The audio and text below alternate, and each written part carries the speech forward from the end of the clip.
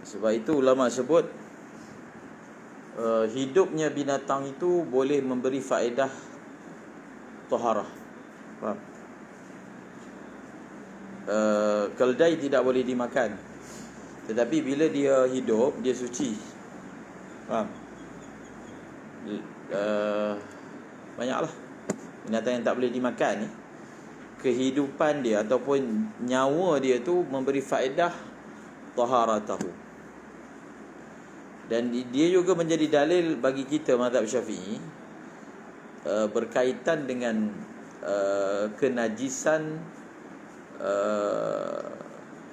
kulit anjing, kulit babi. Maksudnya apa?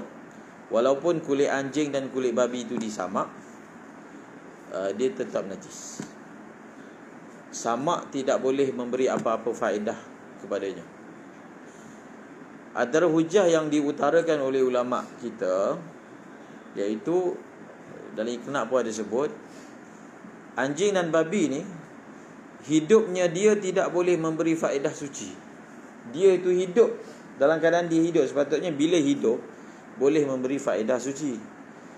Namun dua jenis binatang ni, walaupun hidup, tidak memperolehi faedah suci. Kalau dia mati, lagilah tak boleh. Faham tak? Kalau dia mati, lagilah tak boleh.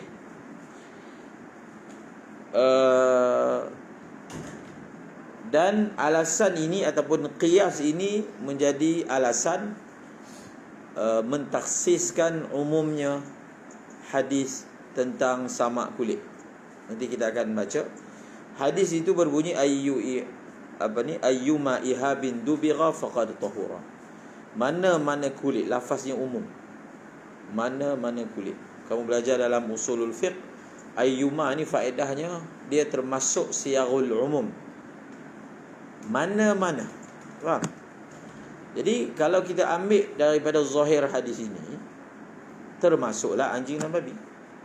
Kalau disamak, maka boleh memperolehi faedah suci. Namun umumnya hadis ini telah ditaksiskan. Faham? Umumnya hadis ini telah ditaksiskan. Ditaksiskan dengan apa? Adakah ditaksiskan dengan hadis lain yang Nabi kata kecuali anjing dan babi? Tak ada. Tak ada hadis yang Nabi mengkecualikan anjing dan babi. Tak ada. Dengan lafaz yang sharih. Ya, apakah hujah yang kita pakai? Qiyas. Faham? Qiyas. Dan qiyas itu adalah munasabah dia punya logiknya. Faham? Logik maksud logik fiqh lah. Kalau logik akal. Kalau dia hidup pun dia najis, takkan bila dia mati boleh jadi suci pula? Sepatutnya mati lagi menambah najis. Faham? Kalau dia hidup pun dia tak boleh jadi suci. Dalam keadaan yang sepatutnya boleh suci, dalam keadaan mati ni sepatutnya najis. Tiba-tiba bila mati dia boleh jadi suci. Pelik, faham? Pelik, dia bertentangan dengan qiyas. Maka itulah yang telah mentaksiskan umumnya. Jadi golongan-golongan zahiri, sebahagian yang orang panggil sekarang salafi, mereka menggunakan pandangan zahiri. Seperti Ibn Hazm al-Zahiri, ia menyatakan bahawasanya kulit babi ke kulit anjing ke, kalau disamak maka boleh. Sebab itu ada sebahagian salafi ni, dia pakai kasut kulit babi. Ustaz ni, dia ngajar, dia pakai tu nak tunjukkan benda ni boleh, nak takkidkan lagi boleh pakai, menggunakan zahir hadis. Memang masalah itu khilafiyah lah. Kalau kita tengok zahir hadis, memang tidak ada pengecualian umum. Sebarang, terjemahan dia apa? Sebarang kulit. Tetapi qiyas yang dipakai oleh jumhur itu qiyas yang mempunyai wajahnya. Faham? Untuk mentaksiskan makna umum yang diperolehi secara zahir daripada hadis. Baca? Duduk. Ayyuma ihabin dubigha faqad tahura. Mana-mana kulit yang disamak, maka sucilah ia. Lalu ulama membincangkan, kulit ni Dia suci dengan sebab sama. Kulit ni dia ada dua. Dia ada permukaan luar, dia ada dalam. Faham? Permukaan luar tu yang kita pijak tu lah, yang kita boleh pegang tu. Sama ada belah sini ke, itu kita kira permukaan luar. Sama ada bahagian yang ada bulu ke, bahagian yang tak ada bulu ke, permukaan luar. Batin pula yang dalam tu, yang dalam. Di antara permukaan luar tu, maksud kalau kita potong tengah tu lah, itu dipanggil batin. Maka ulama membincangkan faqad tahura, maka sucilah ia. Kulit itu yang dikatakan suci zahir saja ke ataupun batin sekali? Faham? Zahir tak ada khilaf, batin ada khilaf. Faham? Tahara.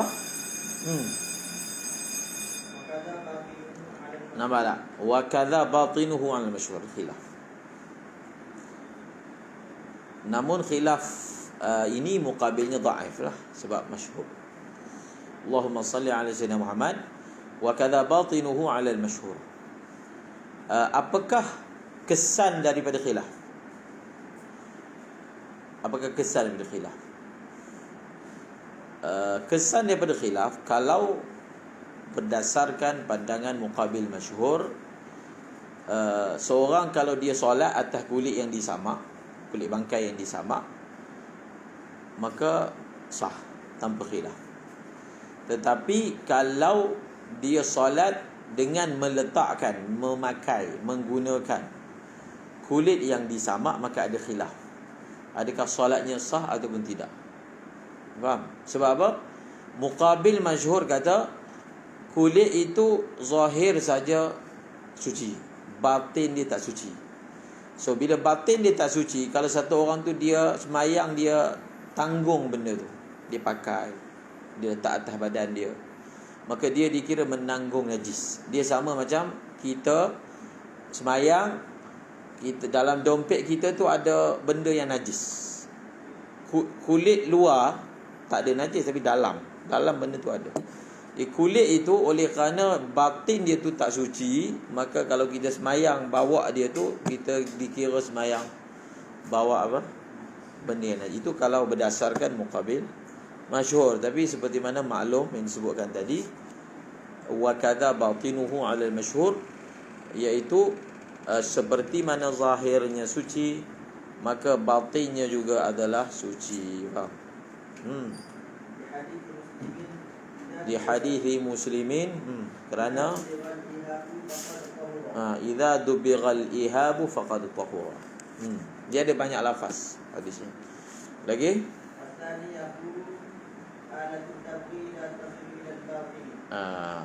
Muqabil masyhur berdasarkan hadis ini, maka sesungguhnya sucilah ia.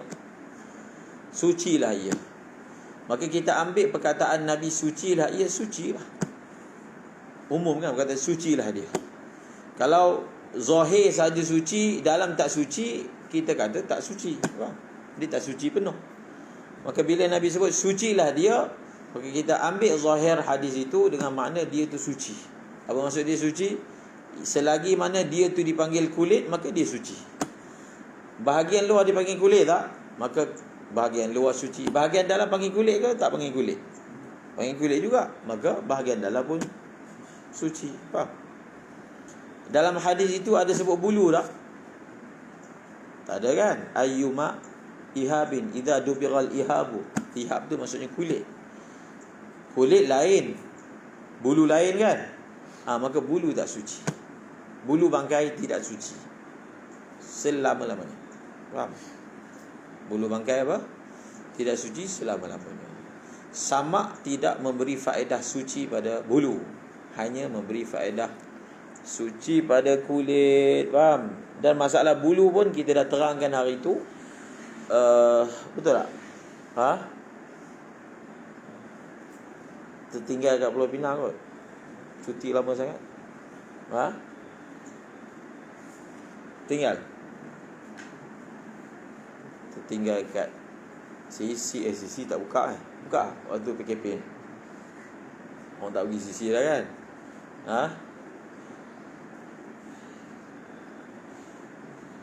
Okey.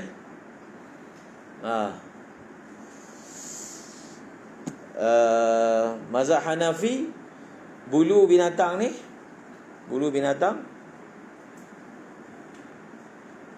suci. Faham? Bangkai ni adalah apa? Sesuatu yang hilang nyawa dia tanpa sebelihan syarak. Kita terang kat gelas 5 Majmu' ada khilaf antara mazhab Syafi'i dengan mazhab Hanafi. Sebenarnya mazhab Syafi'i pun ada khilaf juga, tapi yang muktamadnya begitulah, yang ma'ruf. Bulu dia, sebelum tu, bangkai ni adalah sesuatu yang hilang nyawa dia tanpa sebelihan syarak. Dia ada nyawa, kemudian nyawa tu hilang tanpa sembelih. Faham? Maka mazhab Hanafi kata bulu tak termasuk, sebab bulu ni tak ada nyawa. Dalam bulu tu tak ada nyawa. Faham? Jadi tak adalah istilah hilang nyawa. Dia tak ada nyawa. Nyawa dia tak masuk dalam bulu. Dia masuk dekat kulit, dekat akar bulu. Bulu tu sendiri tak ada nyawa. Dia tak ada istilah bulu tu mati, tak ada. Faham? Jadi masa hidup bulu tu suci lah. Bulu keldai suci kan? Kalau dia mati pun suci, tak ada beza. Sebab dia tak ada istilah bulu tu mati. Faham? Dia tak ada istilah bulu tu hilang nyawa. Faham tak? Sebab itu dalam mazhab Hanafi, bulu bangkai suci. Dia suci bukan sebab samak. Faham tak? Dia memang suci. Tak samak pun suci. Tak samak pun suci. Faedah samak hanya untuk menyucikan kulit. Adapun bulu, contoh kita tak nak samak lah, kita cukur bulu dia, buat apa ke? Bulu rimau ke, bulu beruang ke, tak ada masalah. Faham? Boleh. Adapun mazhab Syafi'i, bahkan ada satu qaul dalam mazhab Syafi'i, bulu manusia pun najis. Faham? Manusia cukur rambut ke, cukur janggut ke, atau yang jatuh tu najis. Faham? Sama macam, sebab dia guna kaedah mana-mana bulu. Kan kita belajar macam mana kaedah bulu ni? Apa kaedah bulu? Tak belajar ni je? Dah. Apa kaedah dia? Tak sempat terang lah pecahan-pecahan hari tu. Saya dah buat rajah itu apa? Anggota dalam, anggota luar.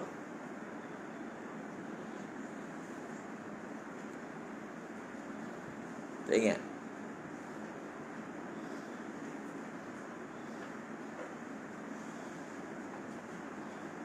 Lupa.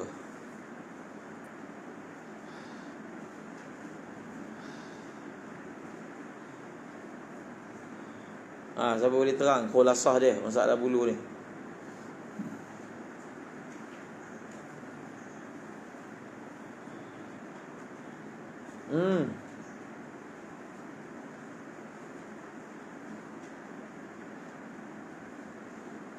Kelas 6 semua datang ke? Semua datang dari cuti hari tu, semua ada? Ada yang tak ada?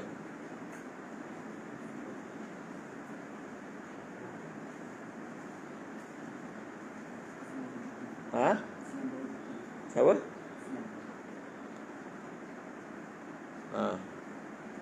Apa kaedah dia?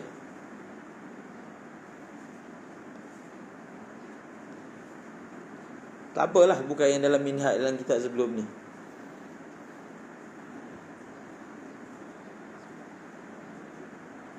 Siapa boleh beritahu khulasah dia dalam masalah bulu dari segi suci dan tak suci?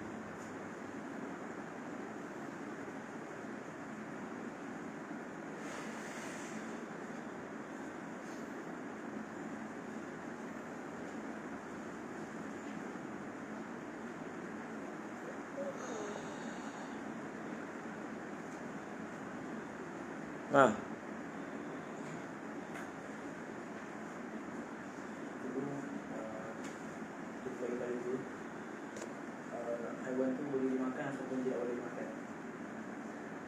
Kalau haiwan tu boleh dimakan, kalau terpisah di waktu itu, maka suci.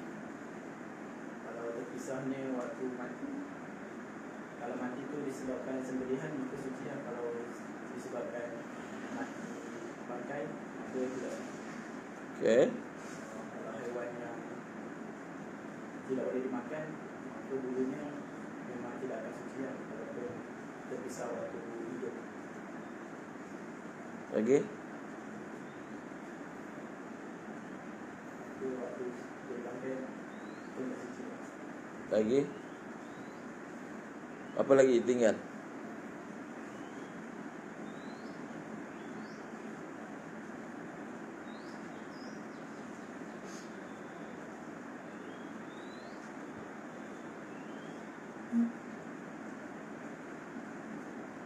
Ha?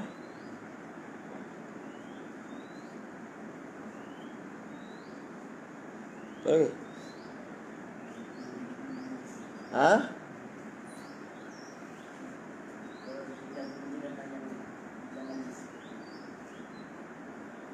Apa dia? Apa dia?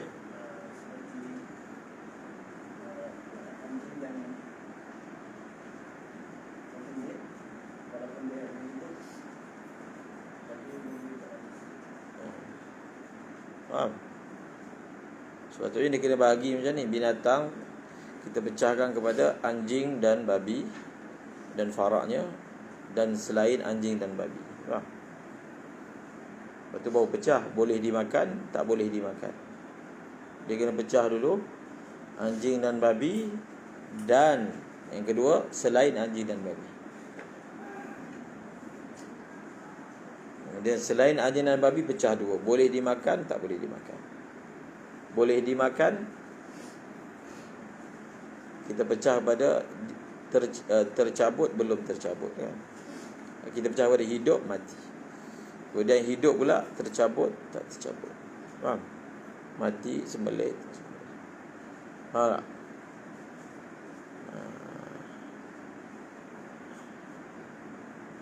Okey?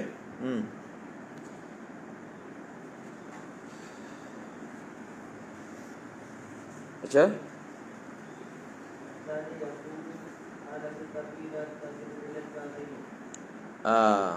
Pendapat Muqabil masyhur berhujah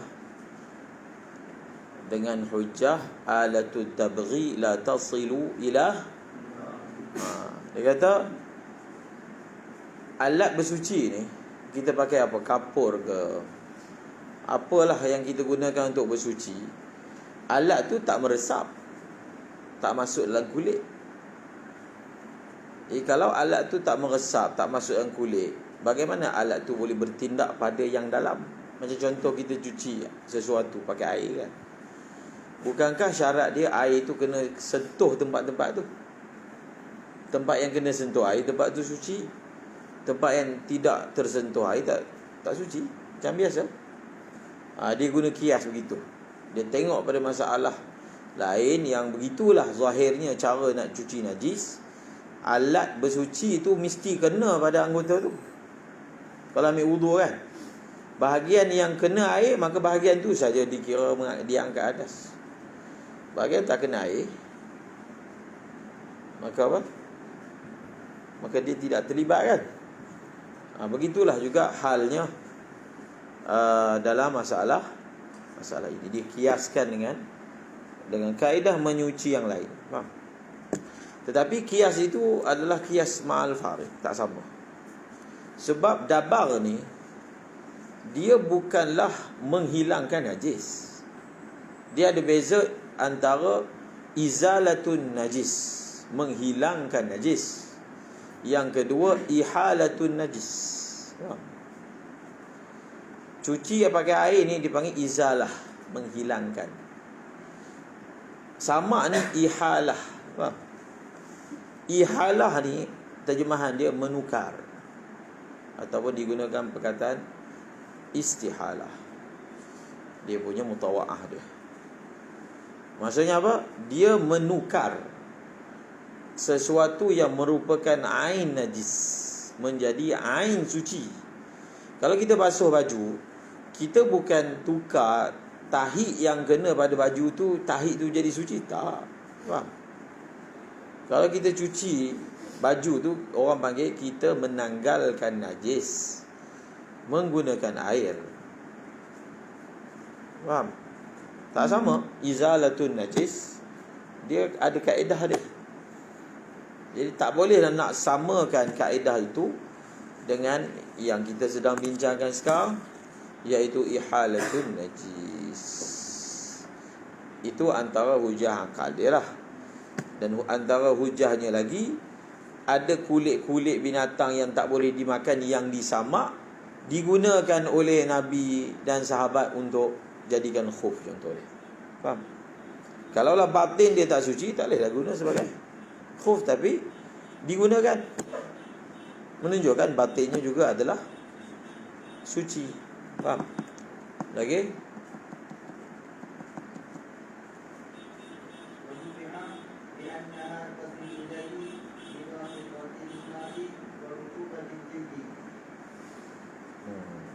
Itu satu jawapan juga. Jadi sebenarnya bukan semua keadaan air itu sampai pada, air tak sampai. Air mana sampai? Dalam apa? Dalam kulit. Kalau contohnya kita ambil kulit, nak buat eksperimen kan, kita buh air atas dia, kemudian kita potong, kita tengok ada tak air dalam. Kalau kita samak pakai air. Kalau kita samak pakai kapur, lagi tak sampai. Benda tu kan keras, benda bukan halus seperti air. Samak bukan semestinya pakai air. Samak guna tai burung, memang confirm tidak akan sentuh kawasan dalam tu. Kalau sentuh kawasan dalam tu, dah jadi masalah pula nanti kita nak cuci. Sebab kalau kita samak guna tai burung, lepas kita samak, maka kulit itu dia hukum dia seperti, nanti kat depan, seperti thaubun mutanajis, kain yang bernajis. So bila hukum dia seperti kain bernajis, kita kena basuh pakai air lah. Jadi adakah air, kalaulah tai burung tu masuk kat dalam tu, maka proses nak cuci dia jadi payah pula. Jadi air tak tahi burung yang digunakan tak masuk sehingga ke dalam batin. Dalil dia adalah seperti yang kita sebut mula-mula tadi, iaitu berdasarkan lafaz yang Nabi SAW sebut faqad tahura. Maka tahura ini merujuk pada kulit. Zahir pun orang panggil kulit, batin pun orang panggil kulit. Dan ditambah lagi dengan perbuatan mereka menggunakan kulit-kulit yang telah disamak tadi daripada bangkai untuk mungkin khuf dia, mungkin kasut dia, mungkin, dan dibawa dalam sembahyang. Lagi wa in jaraina ala thani, iaitu muqabilul masyhur. Kalau kita berpandangan atas yang kedua, wa in jaraina wa ala thani, ay wa in jaraina ala thani, kalaulah kita berjalan di atas al-qauli thani, maka fala yusalla fihi, tak boleh solat menggunakannya. Tak boleh. Apa lagi tak boleh? Tidak boleh dijual. Faham? Fala yusalla fihi, lagi tak boleh jual. Kenapa Iman? Kenapa tak boleh jual?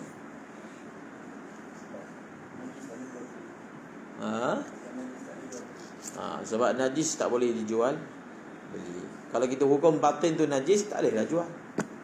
Kita dikira menjual najis.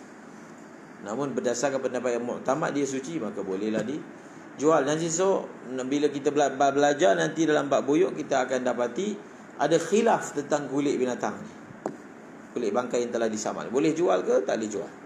Faham? Muktamadnya boleh lah. Yang tak muktamadnya tak boleh. Kenapa? Khilaf ini berdasarkan khilaf dalam masalah ni. Faham? Khilaf di sana dalam bab jual beli berdasarkan khilaf dalam masalah ini, iaitu adakah samak itu memberi kesan kepada batin atau tidak. Lagi?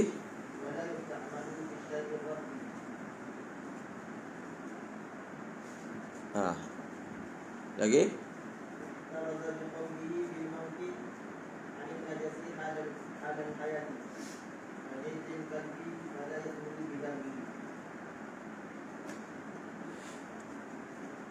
Terjemah. Daripada najis ketika hidup, seperti kulit anjing, maka dia tidak boleh menjadi suci dengan disamakan. Dan musannif mengeluarkan, mengelakkan dengan lafaznya hal apa? Dengan apa? Dengan qaid apa? Bil maut, dengan qaid maut. Najusa bil maut. Yang najis ia apa? Dengan sebab mati. Maka untuk apa? Mengeluarkan apa? Wahtaraza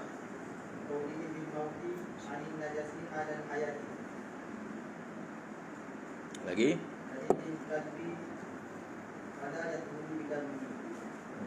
Lagi. Seterusnya. Allahumma salli ala sayyidina Muhammad. Seterusnya.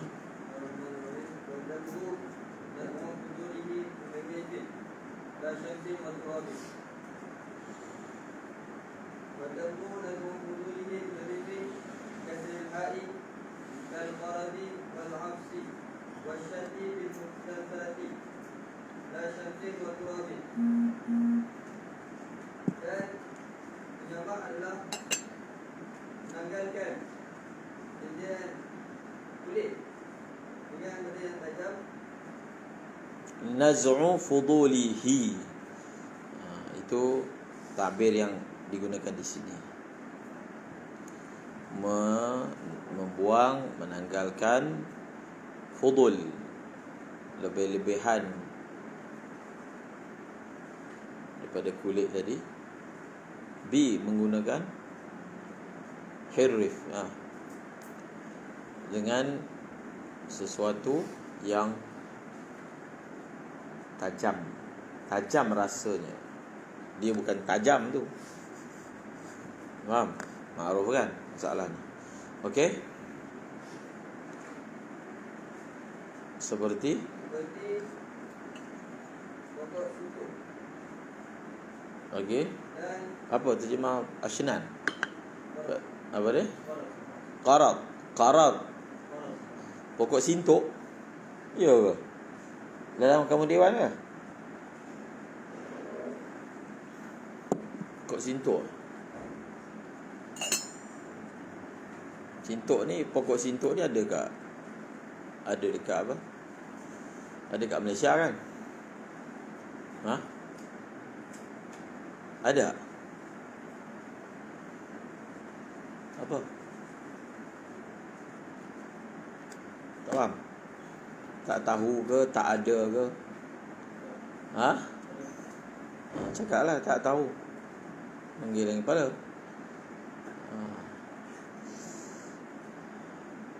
Sintok ada kat Malaysia? Sintok. Tak tahu juga.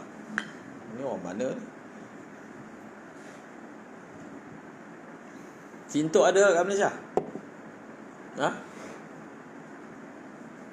Siapa orang Kedah ni? Afnan? Siapa orang Kedah?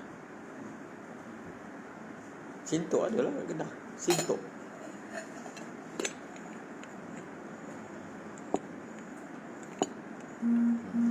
Wala qaraz ni rasa tak ada.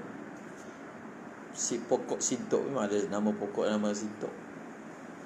Qaraz ni sejenis pokok lah. Orang guna daun dia tu, Arab. Dia ada kat padang pasir. Faham? So kalau mana-mana lafaz yang tak ada lah bendanya dekat negara kita, kita guna je lah lafaz. Faham? Kita guna lafaz tu dalam terjemahan. Kemudian kita buat ulasan sedikit, sejenis pohon yang tumbuh liar di macam tu. Faham kaedah ni? Kalau memang benda tu tak ada kat negara kita, so sudah tentulah tak ada bahasa. Tak ada dalam bahasa kita secara umumnya lah. Kalau ada pun dia akan guna bahasa asal. Contohnya cactus kan. Tapi pokok cactus ada tumbuh sini. Tumbuh pun sebab diimport dari luar kan. Betul tak? Jadi bahasa Melayu panggil kaktus juga. Ejaannya diubah. Contohnya kafur. Orang Melayu panggil kapur. Jadi kafur ni dia adalah benda yang tak ada kat tanah Arab. Faham? Dia ada di luar, diimport masuk ke tanah Arab. Maka orang Arab dia gunakan dengan lafaz yang asal, iaitu kafur. Cuma pa tak ada dalam bahasa Arab, maka kafur. Faham? Kafur tu bukan bahasa Arab asli. Dia daripada luar. Jadi begitulah. Jadi kalaulah qaraz ni memang tak ada kat tempat kita, bila dalam terjemahan kita dengan qaraz bas. Buat ulasan sedikit, sejenis pohonnya. Lagi? Seperti qaraz, as, syad. Tu dia tak terima tu pula. Kalau qaraz tak ada, tak semestinya lepas tu tak ada. Amboi. Lepas tu apa tadi? Afs. Lagi? Syad. Syad. Shim, shin, tha. Okey, lagi? Tidak menggunakan matahari dan tanah. Itu contoh-contoh je lah. Yang kalau dekat negara sana, daun-daun pokok tu dia ada sifat hirrif tu. Kalau kat tempat kita, wallahualam, nak sebut daun apa yang ada sifat hirrif tu. Faham tak? Tapi boleh juga orang guna kapur kan, kapur. Kalau adalah cecair kimia yang pun ada sifat macam tu, itu pun boleh digunakan. Faham tak? Kalau ada cecair kimia yang mana dia ada sifat hirrif tu, maka itu pun boleh digunakan. Dia tak kisah nak guna cecair ke, nak guna pepejal ke, najis ke, tak, semua boleh. Guna najis pun boleh. Faham tak? Sebab itu ulama kata dabar ni dia bukan menyuci. Kalau dia menyuci, mana boleh cuci najis dengan benda najis? Faham? Tu orang panggil dia ihalah. Dia tukar. Faham? Dia transformasi. Dia memang tukar. Selepas dia sudah disamak, maka dia tu, status dia tu seperti kain. Bukan lagi kulit. Status dia lah, dia memang kulit pun walaupun lepas disamak, tapi status dia adalah status kain. Nanti dalam bab buyung pun kamu akan belajar apa faedah kita mengatakan status dia selepas disamak itu adalah seperti kain. Ada faedah dia dalam bab riba nanti. Seterusnya, adapun dengan matahari, dia jemur je dekat matahari, ataupun dengan lomor tanah atas dia, ataupun dia tak lomor, kulit tu dia letak je bentang atas tanah. Faham? Maka tidak boleh tiap madhab. Ada mazhab yang boleh. Ada mazhab Syafi'i tak boleh. Dia mesti ada alat yang diletakkan. Faham? Matahari tak ada alat apa-apa. Ini mazhab Hanafi memang boleh. Kita belajar dan dah diterangkan mazhab Hanafi ni cara cuci najis dia lagi banyak daripada mazhab Syafi'i. Antaranya matahari, antaranya api. Contohnya ada kencing atas lantai, bawah terik matahari, sehingga air kencing tu kering, hilang, bau pun tak ada. Maka tak perlu dah kita nak basuh.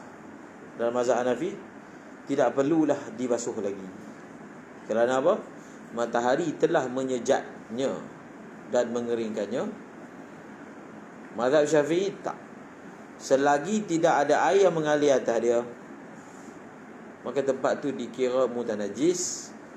Walaupun bau tak ada, rasa tak ada, warna tak ada, tetap tempat itu dipanggil apa? Najis dengan najis hukmi. Faham?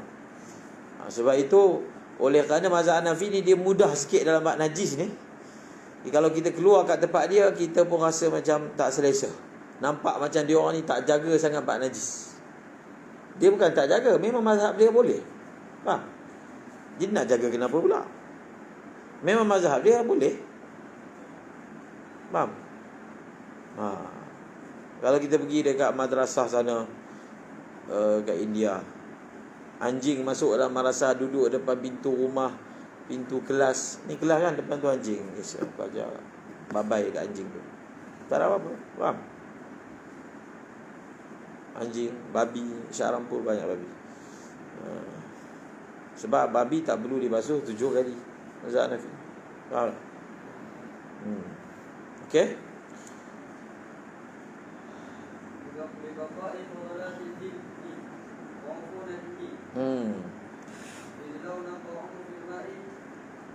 Dia ulama sebut dhabit ni, dhabit dia. Dhabit dabar ni, tu yang kat depan tu. Dhabit dabar tu yang lepas perkataan bihaitsu. Faham? Lepas perkataan bihaitsu. Baca tadi li.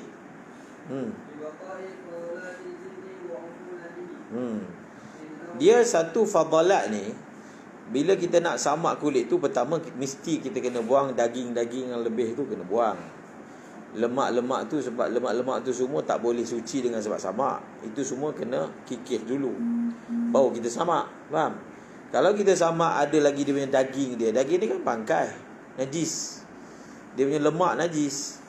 Maka walaupun kulitnya itu mungkin akan terkesan dengan samak tadi, tapi daging, lemak tu semua tak ada beza pun. Faham? Sebab itu kena buang dulu, buang semua, barulah kita lomorkan dengan bahan-bahan yang disebutkan tadi. Dan kenapa yang disebut tadi matahari, tanah itu tak boleh, sebab dia kata li baqai fadalatil jildi wa ufunatihi. Bihaitsu izlau nuqi'a fil ma'i. Itu dhabit yang tak boleh. Jadi kita boleh ambil berdasarkan mafhum mukhalafah. Dia kata apa? Kalau kita keringkan pakai matahari, dia punya hanyir kulit tu masih kekal. Ufunah dia.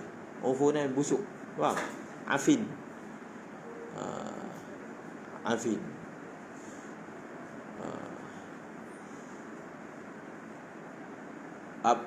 Bagaimana kita tahu bahawasanya dia punya hanyir kulit tu masih ada?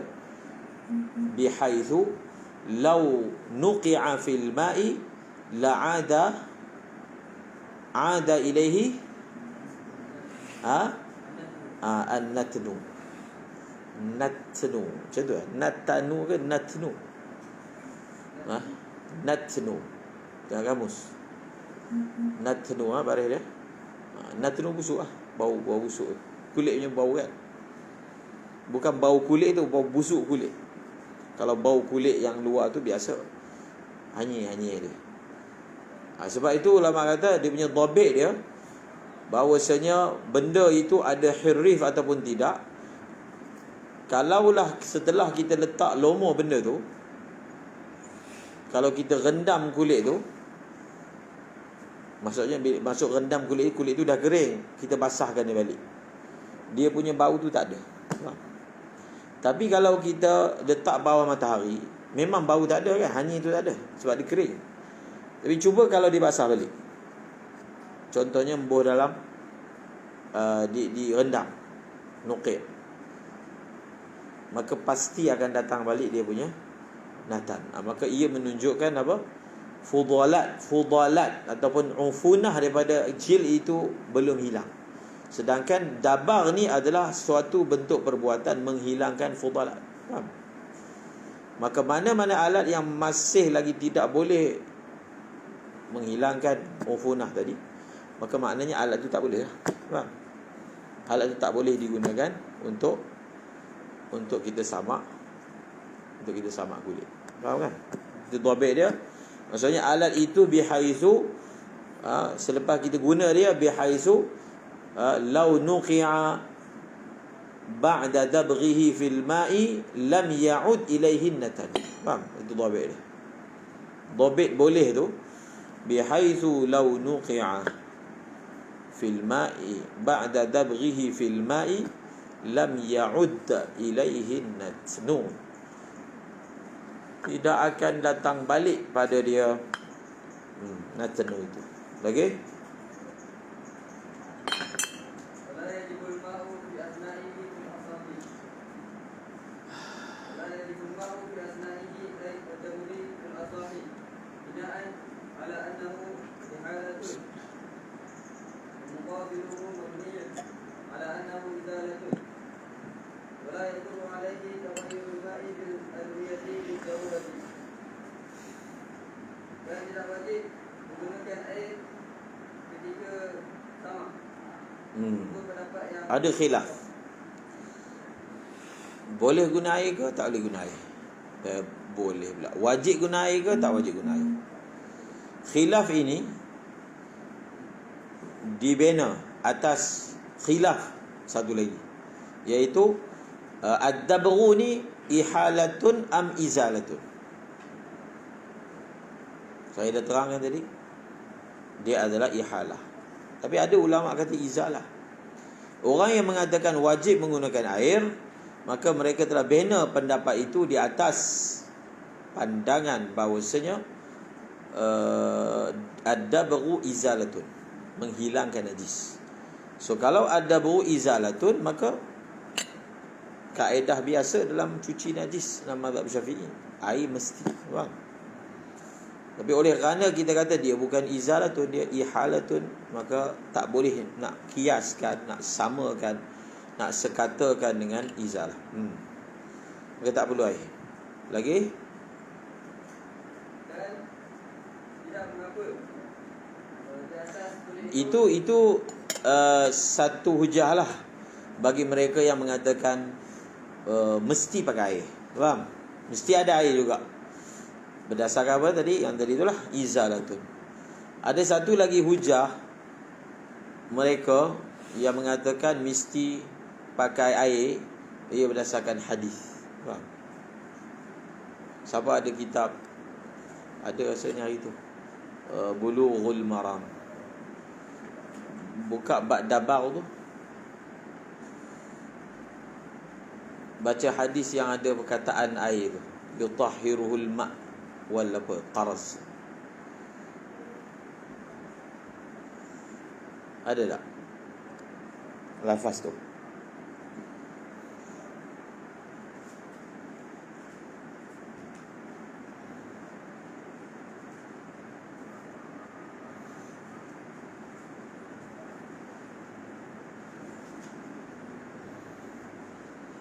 La ilaha illallah.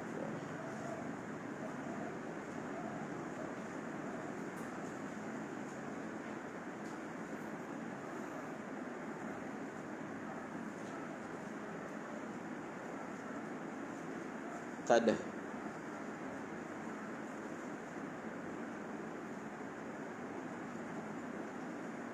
Oh tak ada, tengok dalam. Ada.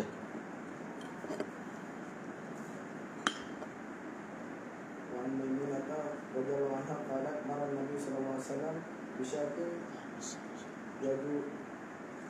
يجرونها Yajuruna. فقال لو أخذتم بهذا فقالوا إنها ميتة فقال يطهرها الماء والقرد أخرجه أبو داود والنسائي. Satu je. Yang lafaz ada al-ma' tu satu riwayat je dalam kitab ni.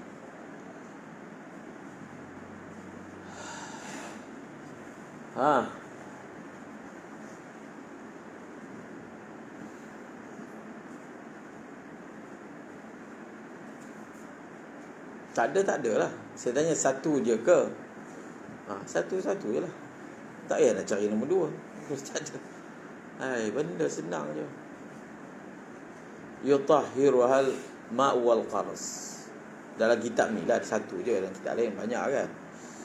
Jadi ini sebenarnya alasan pandangan yang mukabil apa? Mukabil apa? Asah ke apa? Nampak? Mukabil asah. Bukan main-main. Kuat lah. Cuma dalam mahali dia tak bawa. Dia bawa hujah muqabil asah tu bukan hujah hadis tu. Dia bawa hujah qiyas. Itu dia panggil hujah qiyas. Dia kata dia adalah izalah. Qiyas dengan cara cuci najis kena ada air. Faham? Itu dia panggil qiyas. Tapi sebenarnya ada hadis yang lafaznya yang tadi tu. Nabi SAW bersama dengan Maimunah. Maimunah riwayat hadis ni riwayat Sayyidatina Maimunah radhiyallahu anha. Jadi Sayyidatina Maimunah ni isteri Rasulullah SAW dikebumikan di satu tempat namanya Saraf. Kahwin di situ, masuk masa kahwin masa musafir situ. Meninggal pun ditanam kat situ juga. Jadi kubur beliau ni di tengah jalan. Di tengah jalan.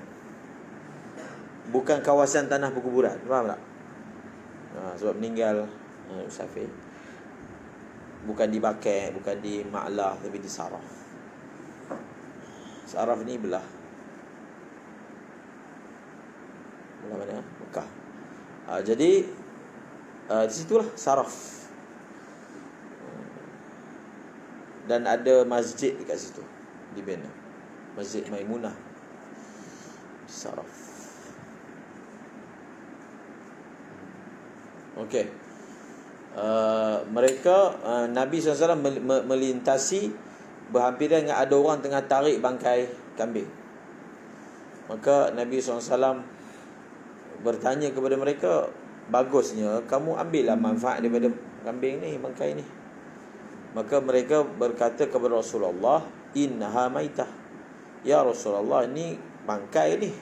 Maksudnya sahabat dah faham. Satu kefahaman sudah ada dalam masyarakat, sahabat bangkai ni tak boleh kita ambil manfaat daripada dia. Faham? Maka pada ketika itu Nabi SAW telah memberi panduan bahawasanya ada juga bahagian daripada bangkai itu kita boleh ambil manfaat. Iaitu apa? Kulit.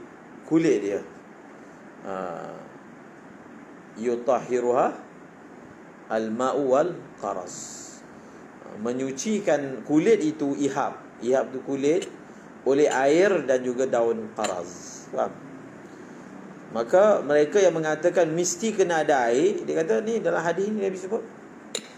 Nabi sebut dia disucikan dengan air. Maksudnya mesti kena ada air. Faham? Mesti kena ada air. Yutahhiruhal ma' wal qaras. Jadi macam mana cara jawapan dia? Macam mana cara jawapan dia?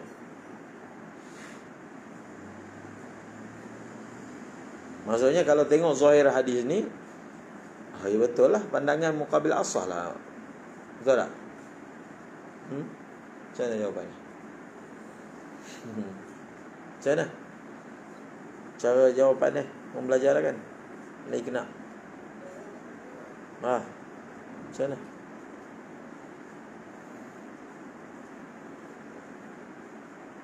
Kita kan belajar hadis, Sibtaling. Jadi orang belajar ni dia bila dibawa dalil begini dia tahu. Kalau tak dia dia kata masa yang muktamad tu yang salah ni. Ini ada hadis ni. Faham? Ada hadis air.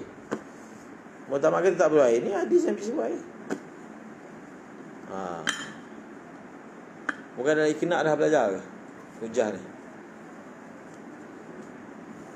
Dah lupa. Ulama kata mana-mana amalan yang kita buat lalu kita lupa, tu tanda ikhlas. Bang, kita buat baik dengan satu orang, tak ingat, tak pernah ingat dia ni siapa lah. Maknanya amalan yang kita buat baik dengan dia tu ikhlas, kita sedekah kat dia. Bang, maknanya dalam kelas ni semua belajar ikhlas lah. Belajar dan kena ikhlas sehingga semua ilmu yang belajar ni lupa. Betul tak? Tanda ikhlas.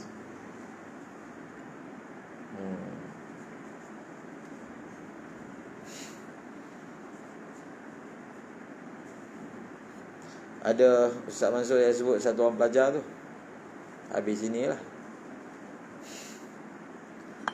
Dia kata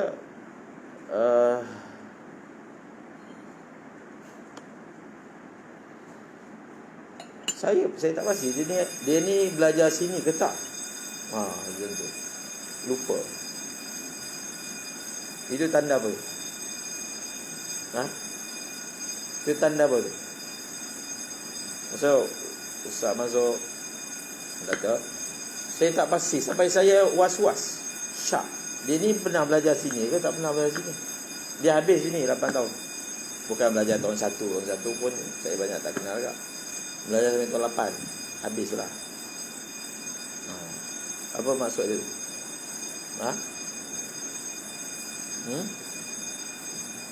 Maksudnya apa? Aiman?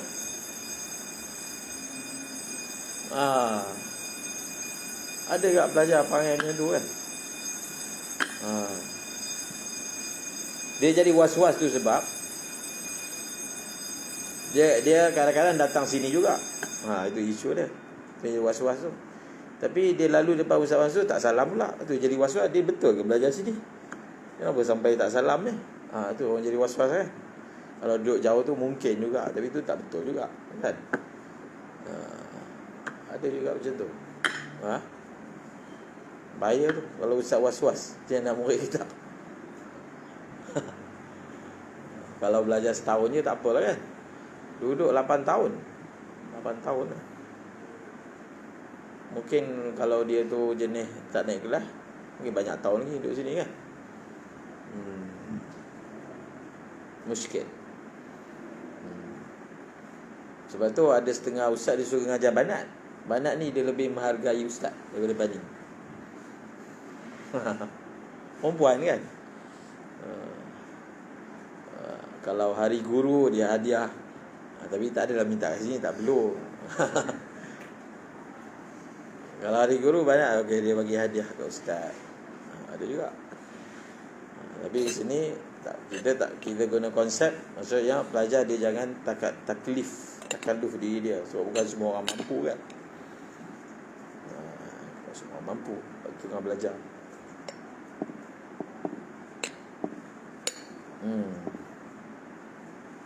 Apa nak cakap tadi? Lupa tadi. Lupa. Dia pelajar yang ustaz paling ingat sekali. Sama ada dia ni kira teruk sangat lah. Memang nama selalu masuk mesyuarat. Memang ingat nama dia. Bagus juga kan? Baguslah tu. Nama selalu berulang dalam mesyuarat. Nama ni sampai ustaz yang tak mengajar pun tahu. Oh, ada orang nama ni kan masa ni. Kan? Dia kena syukur juga nama dia masuk banyak kali dalam mesyuarat. Betul tak?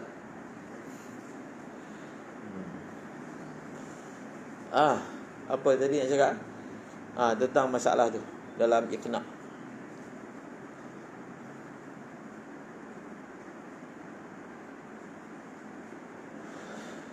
Okey. Jadi antara hujah kita, ada riwayat yang tak sebut air. Seperti mana ada riwayat sebut air, ada riwayat tak sebut air. Faham? So bila ada riwayat sebut air, ada riwayat tak sebut, maksudnya air tu tak penting. Itu cara faham. Ada riwayat tak sebut guna air, guna qaras saja. Jadi kalau memang air tu mesti, maka setiap riwayat, setiap kali Nabi ajar sama, mesti Nabi sebut air. Tapi ada riwayat Nabi tak sebut air, menunjukkan air tu tak semestinya kena ada. Itu cara fuqaha faham. Yang pertama.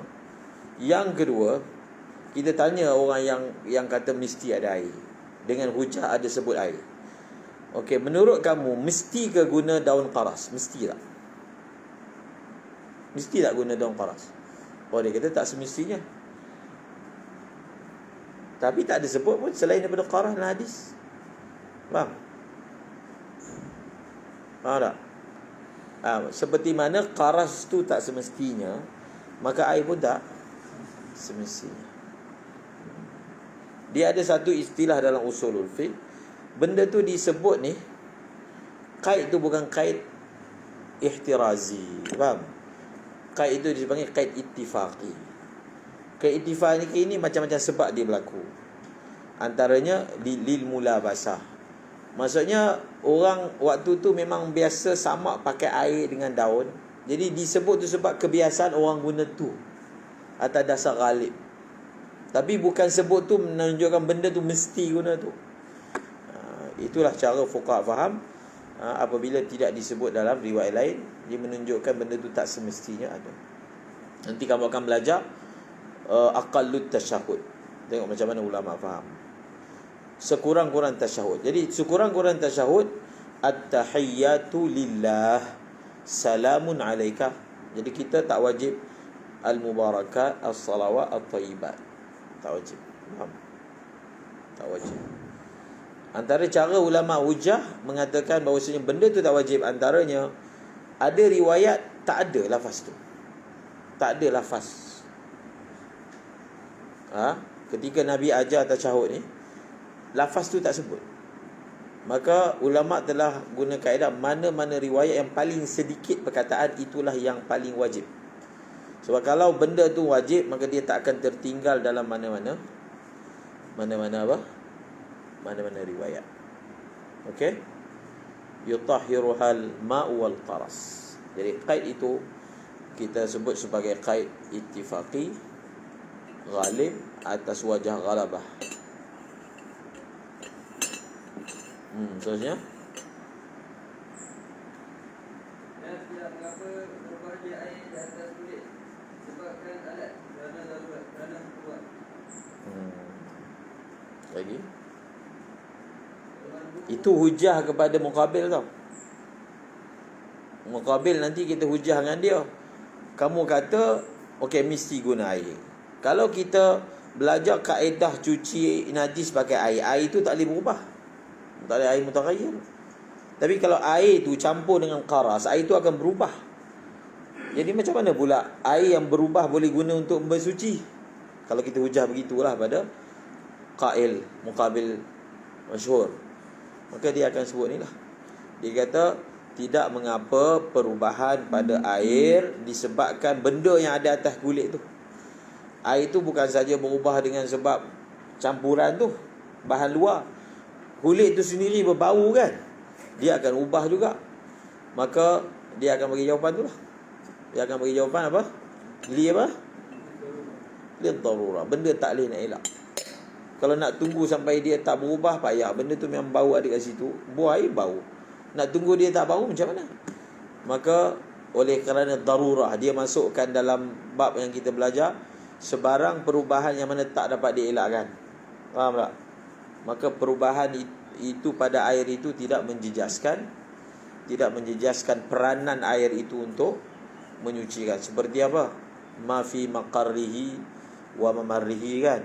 Dan sesuatu yang ghairu mustaghnan anhu dan lain-lain. Maka begitulah dia aplikasikan di sini. Ini atas qaul dhaif lah. Atas pendapat yang muktamad, benda ni tak perlu nak dijawab. Sebab tai burung pun boleh. Tak payah cerita air mutaghayyir. Tai burung pun boleh. Faham? Maka tak berbangkit air berubah tak berubah. Sebab bagi kita air tak semestinya. Faham? Air tak semestinya. Orang yang mengatakan air semestinya, maka air itu mesti mutlak. Faham? Maka barulah akan berbangkit persoalan, kalau air itu mesti mutlak, macam mana air itu berubah? Maka dijawab dengan jawapan yang diberikan tadi. Wallahu a'lamu bissawab.